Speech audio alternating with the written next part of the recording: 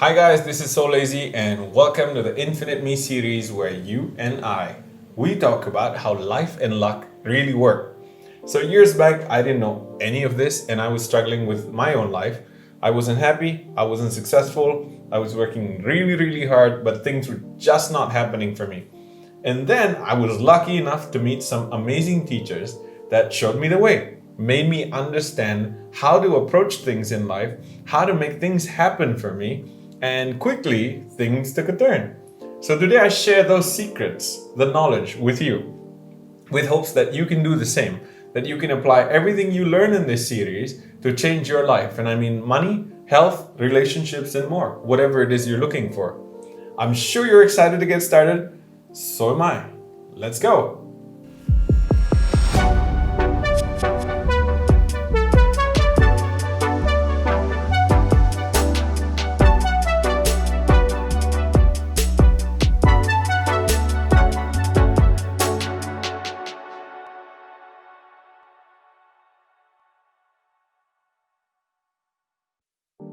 Now, this is an intro episode for those of you who want a bit of background about Infinite Me, about why I'm doing this, what this is about, how I got started.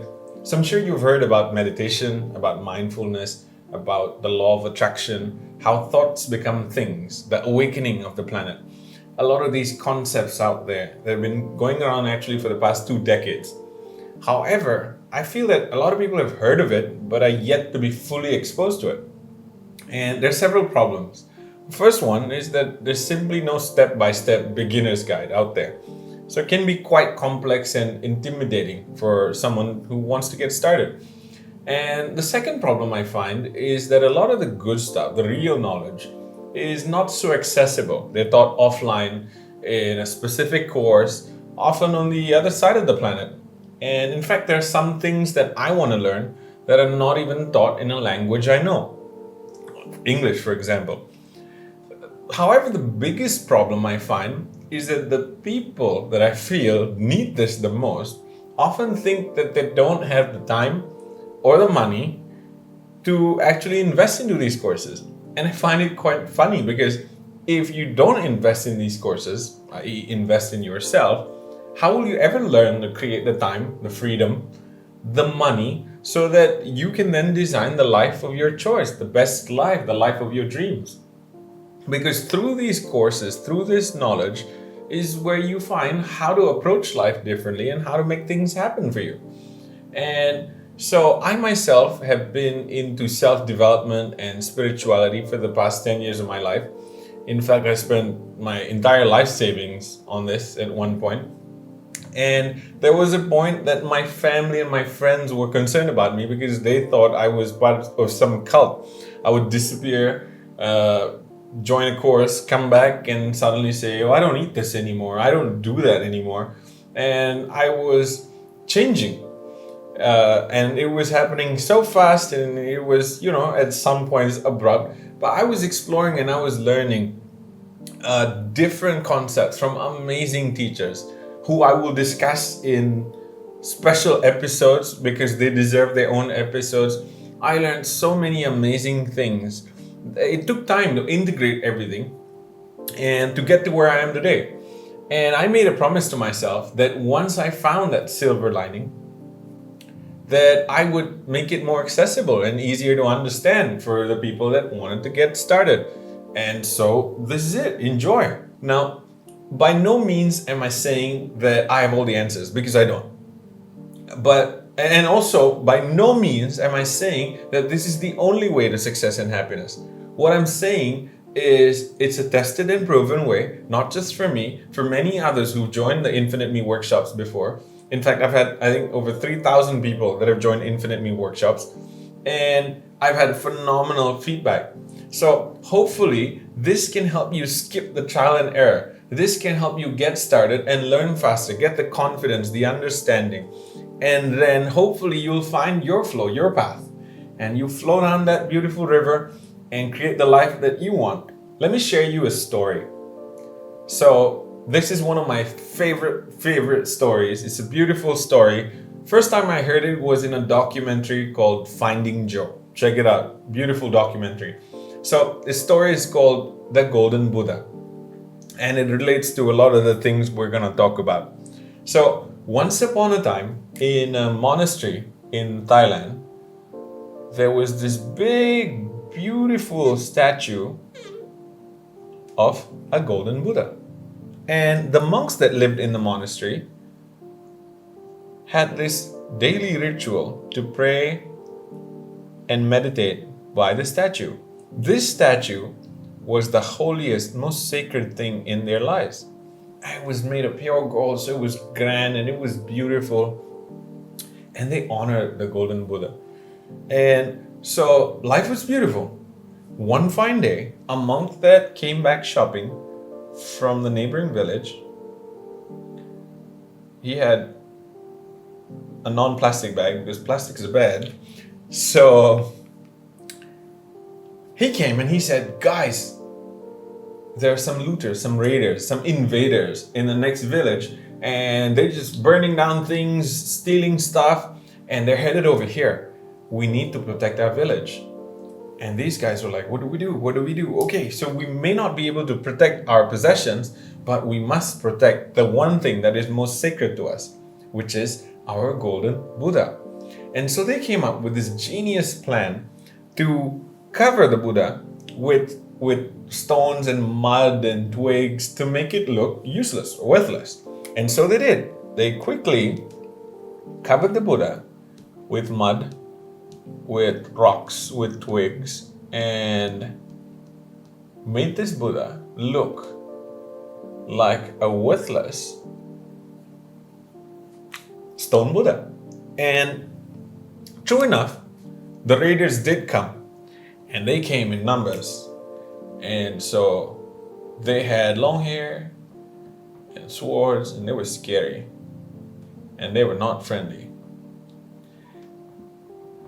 And so they did burn down everything, and they did take away everything.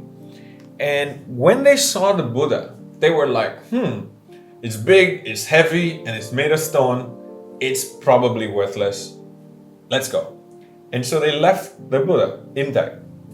And these guys, after losing all their possessions, celebrated because they managed to protect the one thing that was most sacred to them. Genius, right? Maybe. So years passed after the incident. In fact, generations passed. And the fact that this Buddha was made of pure gold remained a secret. The monks alive at that time didn't even know about the incident and the truth. And life was great, everything was going on fine. One fine day, this naughty little monk, and it's always the naughty ones, I tell you, was playing on the other side on his own when he noticed that this tiny part of the Buddha had been chipped off. And he saw something shiny inside the statue, and he got excited. He was like, oh my God, is that gold? Is that what I think it is? And so he goes running to his friends and he's like, guys, I think there's gold in this Buddha. And these guys laugh at him. They're like, you're always coming up with crazy ideas. What's wrong with you? Like, we know it's a stone Buddha. And by the way, if it was gold, I've never seen gold of this size. You know, that would be a lot of gold. There would be tons of gold. And so he proceeds to the head of the monastery and he's like, I'm telling you, we have to check it out. I see something shiny. I think there's gold in the statue. Head of monastery feels sorry for him. He's like, okay, fine, let's go. So they check it out and they begin to inspect. And he's like, oh my God, is it gold? I see something shiny. And so they proceed to then chip off the statue piece by piece. And voila, they uncovered the golden Buddha. They celebrated. Imagine what an auspicious day this was when they found out that the most sacred thing in their lives was in fact made of pure gold. It made things even more special. So what has this story got to do with Infinite Me? Everything. What has this story got to do with our lives? Everything. Now, we were born pure gold. As children, we were 100% in everything we did. Remember the time when you were a child, or look at the children around you. When children live, they live 100%. They play 100%, they sing 100%, they dance 100%, and they cry 100%, they get angry 100%. They feel everything 100%, and then they express everything 100%. And that's why they're so powerful, they're so fast, and they're so energetic. They're full of energy, bubbling with energy. And as we grew up, we were taught to behave in a certain way.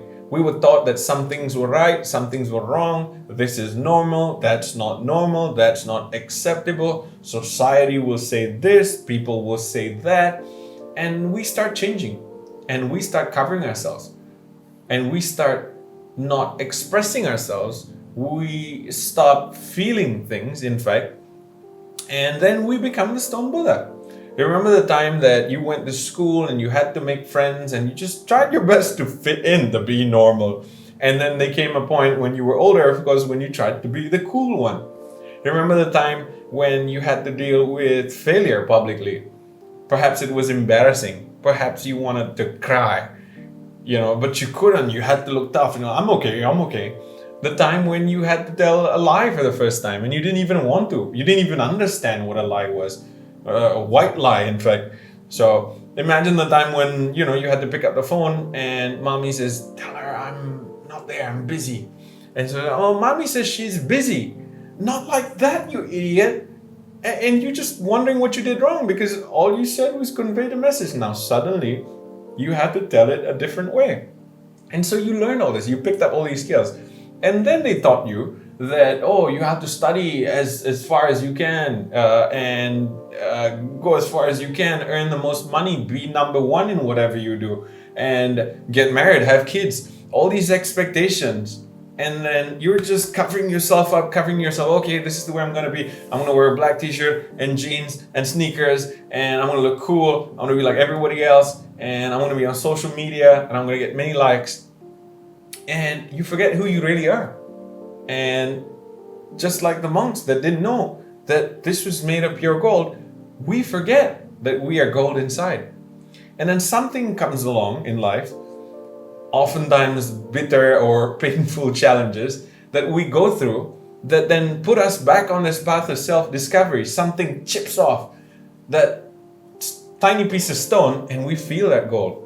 And it's often those experiences that help us find ourselves again. And I'm telling you that once you feel that gold inside, you will spend the rest of your life uncovering that gold, because that feeling is priceless. There is nothing like it. And I hope that through this series, I can chip off just one tiny bit of stone, that you feel that gold and that you flow into this beautiful path of self-discovery and you find your way. And that you create the life that you've always wanted before they told you how life should be lived. And I wish that for you, as I'm going through that myself, and I enjoy every moment of it. Another point worth mentioning is that this course, this series, is about you, mind, body, and soul, what happens inside of us that affects our lives. It's not so much about God, the higher power. So regardless what race you are, what religion you adopt, whether you do or you don't, that's fine. That's completely up to you. Or where you live in the world, how old you are, how young you are, what you've gone through. These concepts are universal to everyone, so they apply to you anyways. And it's worth knowing them so that you know what the factors are that are often invisible, and so that you're aware of them, and then you can do what you need to do to change your life or to live your life better in any way you choose. Some tips to help you be more effective in applying whatever it is we talk about in this series. The first tip is, remember the Golden Buddha? You want to live like the Golden Buddha, like the child, like your inner child. Remember what it's like to be a child. If you've forgotten and you can't remember, look at examples of children, the younger ones all around you, not even your own, any children. See how they're always 100% fully immersed, fully engaged, fully into whatever it is they're doing. They don't tend to multitask and, watch this video while playing on your phone, doing 10 things that, giving 10% attention to everything they do. They give 100%. the one thing that they do, and they feel 100% and they express 100%. They're open-minded, they're optimistic, they believe that great things can happen, they believe that everything is possible. And so learn from children and live like them, emulate them as much as you can. The second tip is question things. You can and you should question things. It doesn't mean that you live like a child and you just believe everything blindly. In fact, it's healthy to question things. Questions often come from here, and I believe that answers should come from here. Feel what's best, feel what's right for you. Now, there is no one right thing, one best thing ever. But practicing how to feel, practicing how to use your heart as your guiding compass will help you find your path and flow. So when you have a question, feel, does this feel right for me at this moment? You may change your feelings, that's fine. But if you practice feeling more consistently, over time, you will flow better. And we'll discuss this actually in the next episode. So stay tuned. Now, the third point is equally important, and it's keep this to yourself. As much as I want you to share these videos on social media, on WhatsApp, so we get more viewers and more subscribers, and that helps. Thank you. Please do that. But don't preach about what you learn here. Don't share about all your experiences now. Keep it to yourself for now. Integrate it, practice it, see what works, and just silently transform your life. Why I say this is not because we don't want to share, but sometimes we share and our family and friends may think differently, or you may communicate it in a way that may bring up some comments that may make you feel demotivated or ashamed or fearful. Oh, what about this? What about that? And then you overthink things, and then next thing you know, you're covering up your feelings again and you're going back to becoming the stone Buddha. So instead of preaching about things, the best thing to do is just to live and be an example. Practice everything we learn quietly and be an example. And the people that you want to inspire, the people that you want to change will look at you and be like, I want that. I want more of that. Believe me, it'll take time. It will happen. Because once you practice this way of life, once you practice living as the goal that you are inside, you will be magnetic. You will be super, super magnetic. I promise you. I'm so happy seeing you watch this video so far. Of course, I can't see you, but you get what I mean. Congratulations. This is the hardest part, getting started. Once you're in, all you have to do is just continue, consistently practice, and before you know it, you fall into that beautiful path and you just flow down that river and live as the person that you are, the golden Buddha inside. As I mentioned, once you feel the gold, you'll just want more and more and more and more. And it's a natural process. It's a beautiful process. I'm sure you'll enjoy it. And you'll be surprised how quickly things will shift in your favor. I promise it's logical, it's simple, it's fun. Just keep going. Now, if you haven't already, subscribe to the channel, hit the notifications button so you know when the next video is out, and I will catch you in the next episode. See you.